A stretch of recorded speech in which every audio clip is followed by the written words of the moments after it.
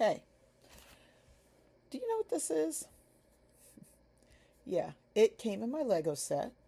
It's called a separator. This is my favorite piece in every Lego set, not because it helps me build, but it helps me admit I built something wrong. I honestly think this little piece may be the most important thing Lego has ever created. You see, I've been building Legos for years, and if you've been doing that, you know that Lego didn't always have that piece. They expected you to use your fingernails, or let's be honest, our teeth, to try to pull apart that piece that we put on by mistake. See, I've sacrificed many fingernails to bad Lego decisions. The funny thing is, you never use this tool when everything's going perfectly. You only reach for it after you've made a mistake. And that's exactly why organizations need a tool like that. Because great teams create a culture where mistakes can be corrected. Some organizations don't allow mistakes, so everyone hides them. Some leaders would rather defend a bad decision than admit they made one. Instead, they keep stacking more pieces, trying to make the mistake disappear. But every builder knows the longer you wait, the harder it is to fix the problem. The earlier you admit the mistake, the easier it is to repair. Sometimes the wrong thing isn't a mistake, it just doesn't fit. This is huge. There are pieces that are perfectly good pieces, they're just in the wrong place. Because not every employee that you have a problem with is a bad employee. Sometimes they're simply in the wrong seat or in the wrong department or have the wrong responsibility.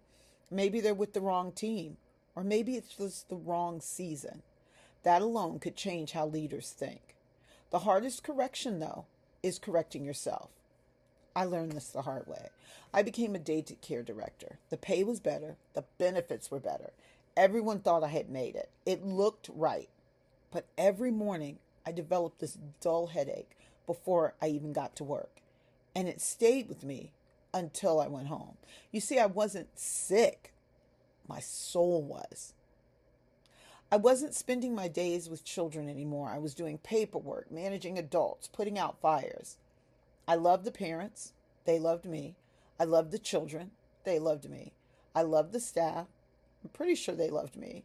And the owners treated me well. So why wasn't I happy? Because I was the wrong piece. I wasn't a bad employee. I wasn't failing. I simply didn't belong in that position. I had forced myself into a place that looked successful, but didn't fit who I was created to be. I had become really good at pretending.